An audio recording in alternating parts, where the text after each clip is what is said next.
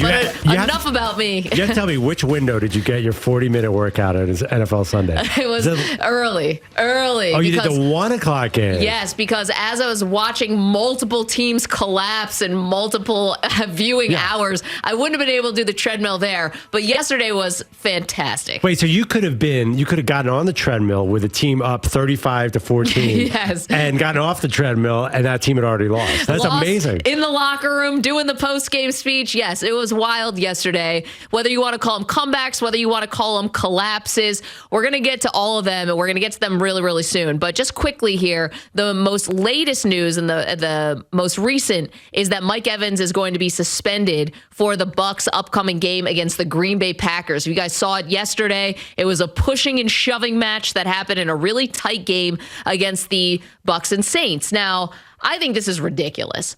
I really don't see how a guy can get suspended when you have a heated rivalry, okay? You have lots of people talking smack. You've got pushing and shoving. Greg Olsen said punch yesterday on the broadcast, Perloff. There were no punches thrown. He said that sort of in the heat of the moment, but there were no punches thrown yesterday. And there was no, real danger that anyone was in. Really, a game?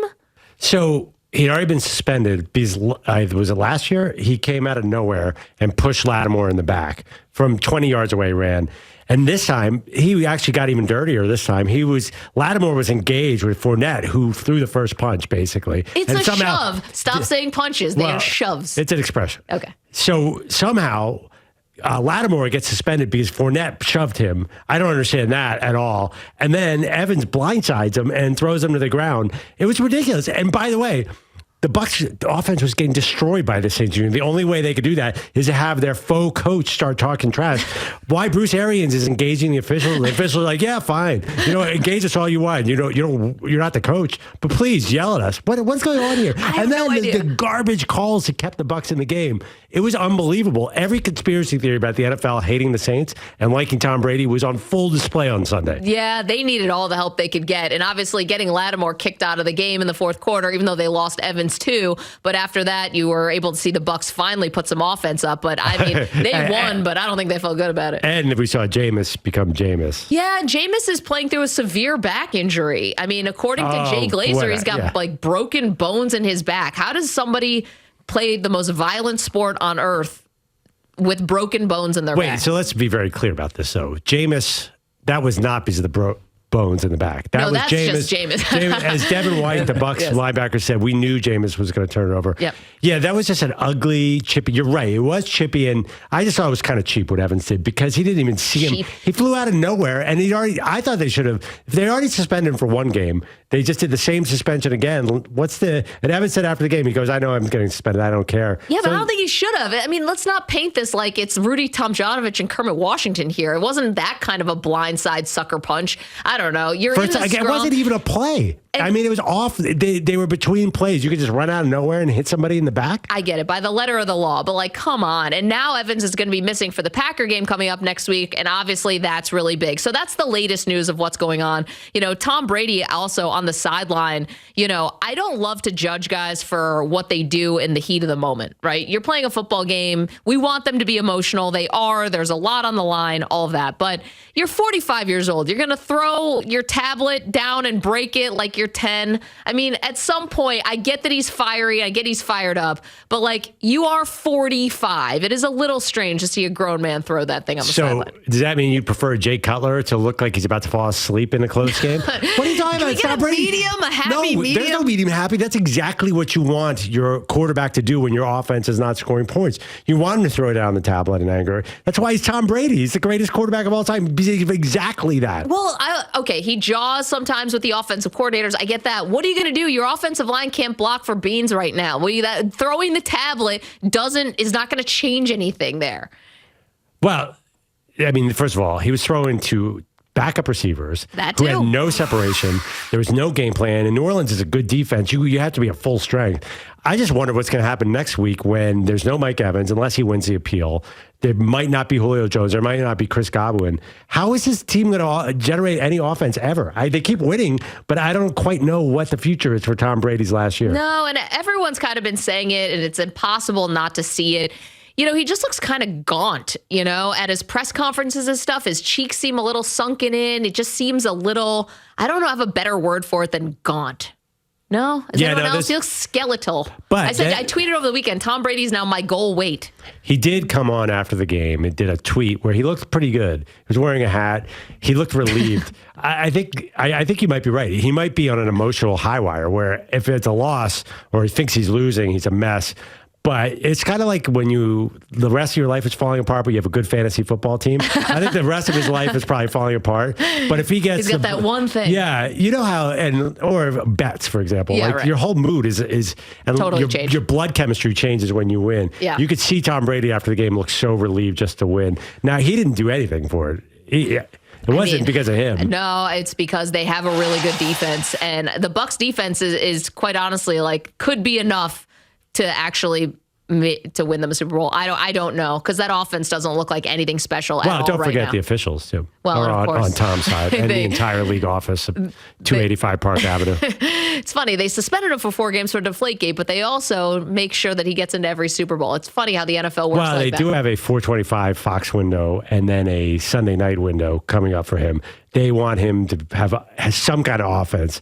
Those are going to be, I think those will be big ratings. Tom Brady versus Aaron Rodgers next week. Yeah, that could be something. I mean, Tom Brady, Aaron Rodgers, probably, for the last time, I think we're comfortable saying that. The following week will be Tom Brady versus Patrick Mahomes.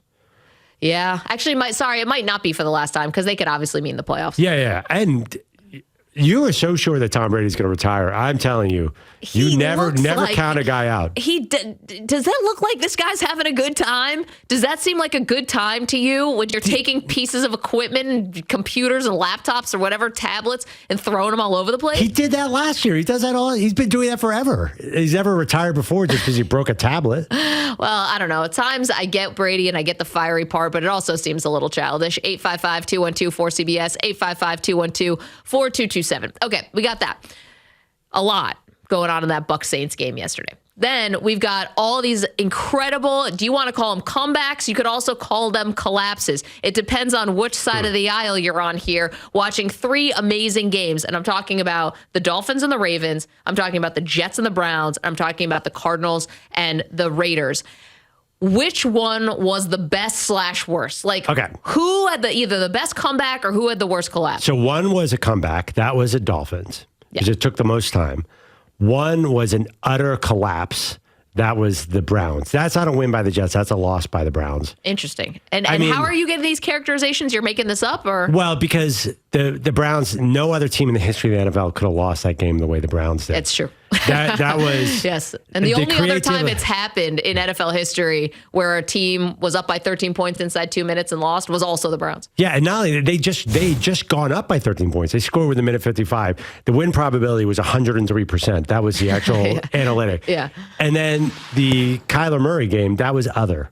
Because there's no human way to tackle Kyler Murray. So, of course, the Cardinals came back. So I think the worst collapse was clearly to me, it was the Browns, because there's Joe Flacco and Garrett Wilson look great, but it really was, if they'd done anything, if Nick Chubb had fallen at the 1 yard line on the drive before, they would have won. Where I kind of come out feeling Kyler Murray and Tua won those games. Do you agree or disagree? Okay, but you had a backup quarterback and Joe Flacco wins the game, but again, he was facing a backup quarterback in Jacoby Brissett, so maybe the degree of difficulty wasn't as high, even though the Browns defense is supposed to be really good, and for some reason they were completely walking and dogging it in the final 2 minutes of that game. They just seemed like they gave up. You can't avoid the fact that Nick Chubb should have laid down the one. Major coaching staff. Yeah. So I came away from the Ravens and Dolphins. I didn't think as much that the Ravens blew it. And I didn't think that the Raiders blew it as much. Because the Ravens, especially the Ravens had some chances, but they kind of got stuffed on a 4th and 1 and a 3rd and 1. They kind of threw the game away, but it was a slower burn. Well, and they also had some major, they had some injuries in the secondary. Obviously, with Marlon Humphrey, you had Marcus Peters, who was basically playing his first game in who knows how long. I mean, they had some rookies that Tua was able to target in the Ravens secondary, and they were getting burned. I mean, I would say the worst collapse was without a doubt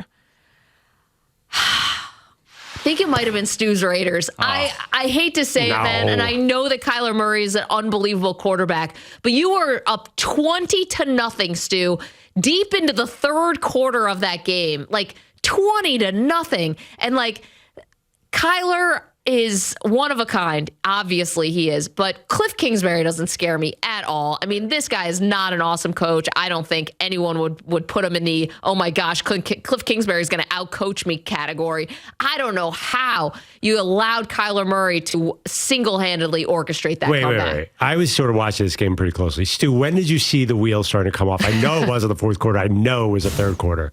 Yeah, the third quarter is just so conservative and just so playing just to hold the 20-point lead, and they just started chipping away. And I was like, this is at least going to be close. I didn't think they were going to lose the game, but I knew it was going to be, last few minutes type of deal. Man, that is rough. I'm sorry, Stu. Well, and then to go 0-2 now. The entire NFL is doing this. Everybody is jumping out to these gigantic leads and just stopping playing. We saw like 4 games week 1, 4 games this week. The Rams, the Super Bowl champions, somehow let the worst team in the NFL, Atlanta, back and do it. Why is it all of a sudden so hard to play with a lead? Okay, so I have a couple theories on this. Hit me. I think that there is something about, and I can't say this for certain, but I think there's something about maybe the speed of these wide receivers or how good these wide receivers are, I feel like is contributing to this. Maybe I'm just because I was watching Miami, who might have the fastest wide receiver duo. They do have the fastest wide receiver duo in the entire league. And I'm like, watching even like Garrett Wilson for the Jets, like that guy's a rookie playing in his second game, and that was incredible. He was killing guys out there. I mean, he was excellent. He looked like he was a veteran. Again, that could be a little bit of the Cleveland defense, but maybe something about the speed and the athleticism of the people who are involved in the comeback, like Kyler being as elusive and fast as he was, the Dolphins wide receivers, and even the Jets wide receivers. Like, I feel like that plays in. What do you think? Well, I mean, scoring is kind of down this year, though. Wouldn't that be all game? I don't know. In the fourth quarter, something about it. Either the defenses are getting tired, and that's where the speed comes into play. It's been hot for some of those games. Yeah, I think there's so much parity in the NFL right now. I think the difference between the first and maybe there's a couple teams, maybe the Bears are below everybody else, maybe the Texans.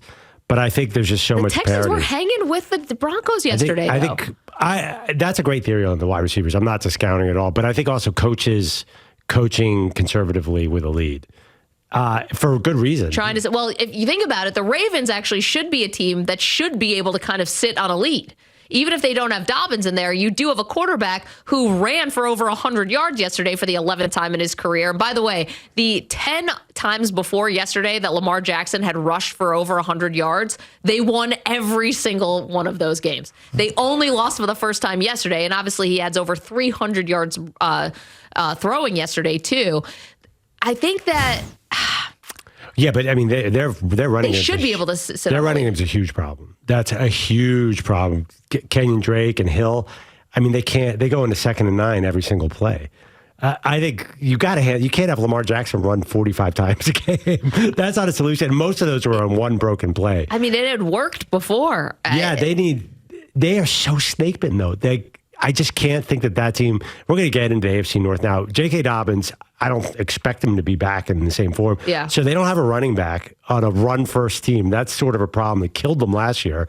So who's good in this stupid division, the AFC North? Yeah, we'll get into that. But we want to hear from you. Who had either the best comeback or the worst collapse from yesterday? Because we all are feeling for our buddy Stu here with those Raiders. Rough. And the way that the Broncos are playing right now, I mean, good thing the Chiefs and Chargers are actually living up to the billing here in the AFC West, because those other two teams are not exactly what we envisioned. And also Perloff's parity he was talking about, 12 games decided by 3 points or fewer this season. That's the most ever through this number of games. I mean, it's been nuts. Just to be clear, it's not my parody. You know, I didn't come up with this. It's not my Just choice. What you were talking about. I think everybody's bad right now. I came away from this weekend saying, wow, everybody stinks, except for the team that's playing tonight, the Buffalo Bills. That's the only team. We'll see. Who else has not looked? Everybody's had a moment of looking bad this year. I'm not impressed with anybody. I totally disagree. I was super impressed by what Miami did yesterday in the fourth quarter. They were getting I watched the first half of that game, and they didn't belong on the field with the Ravens. No, but I'm saying, what did they did? Scoring 28 points in the fourth quarter, that was not impressive to you? That was super impressive to me. I definitely came away worried about the Dolphins because they couldn't stop the Ravens at all in the first half, and Tua looked so mortal. I don't know why the Ravens imploded. I'm not sure. But no, I mean, that's how the team... You don't think the Chiefs look good? They were okay. They were okay. The Chiefs and the Bills, maybe. I'll give you that. But generally, I could go down every team and find a major flaw. There certainly seems to be problems. Even last night, the Packers won easily, but you walked away and be like, this doesn't feel great. Well, we have some sound from that game, too, that will get you. Justin Fields taking on the fans a little bit in Chicago. Not a great way to win friends and influence people, I'll tell you that. We want to know from you, what was the biggest collapse? What was the biggest comeback, in your opinion, yesterday? 855-212-4CBS, 855-212-4227. You heard what Perloff and I think. He thinks that the Browns was the biggest collapse. I think the Raiders was the biggest collapse. Who wants to call in about the Ravens? Let us know. You can also tweet the show at Maggie and Pearl, P-E-R-L. You can find us on Instagram at Maggie and Perloff. We have a YouTube channel, Maggie and Perloff. We've got Facebook. We've got everywhere you are. Wherever you want to be on social media, that's where we are as well. Thank you for watching our video. Please like, comment, and subscribe. And if you want to see more videos like this, just hit the bell. Yeah, ring the bell. Just hit the bell.